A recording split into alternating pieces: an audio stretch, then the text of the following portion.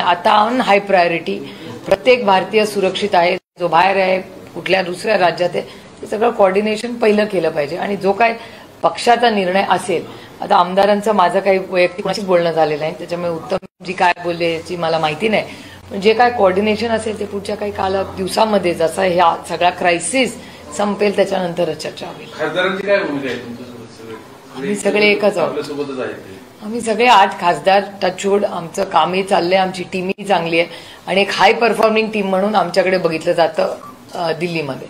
आणि सगळ्यांची भाषा अतिशय उत्तम होतात, सगळे पार्टिसिपेटही करतात, सगळे कमिटी मिटिंग्सलाही फुल अटेंड करतात। त्याच्यामुळे तुम्ही जर 8ही राष्ट्रवादी काँग्रेस पक्षाच्या खासदारांचा परफॉर्मन्स बघितला इट इज एक्झेम्पलरी। माझा नाही, मी उरलेल्या 7चा म्हणते। एक तर मला साहेबांना भेटायला लागेल, त्यांनी काय प्रेसला सांगितले मला तर समजून घ्यायला लागेल, त्याच्यामुळे ते तुमच्याशी बोललेत, माझ्याशी कोणच बोललेलं नाही।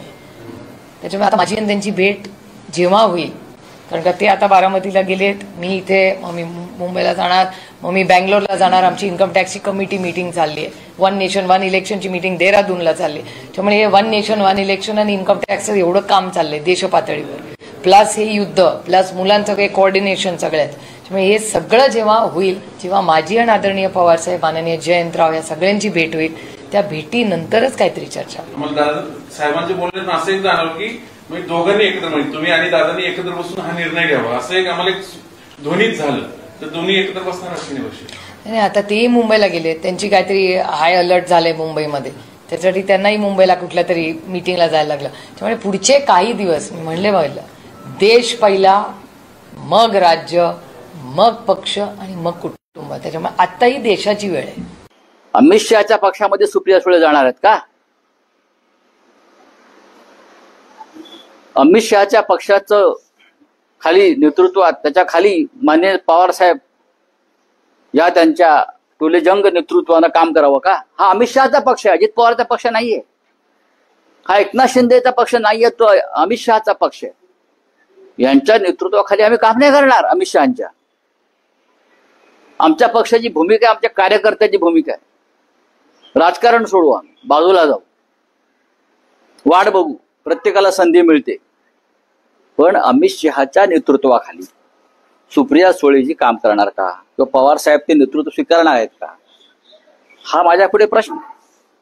आम्ही त्यांचे चाहते आहोत, म्हणून आमचं हृदय तुटत आहे। पण राऊतसाहेब ही जी विधान शरद पवारांच्या मुलाखतीनंतर सुप्रिया सुळेंची येतात, एकदा सुप्रिया सुळे तुम्ही असं म्हणालात की त्यांची आणि तुमची दिल्ली, नाही, माझी त्यांची चर्चा होते बघा, त्यांच्याने आमचे अत्यंत घरोब्याचे संबंध आहेत।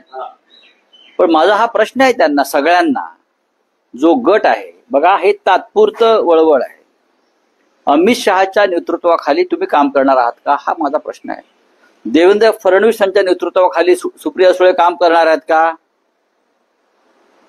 अजित पवार यांनी अमित शहाचं नेतृत्व मान्य केलेलं आहे आणि त्यांनी आपली गाडी ही देवेंद्र फडणवीसच्या पार्किंग स्लॉटमध्ये उभी केलेली आहे, त्यांना थोडी जागा मिळाली, त्यांची गाडी उभी आहे।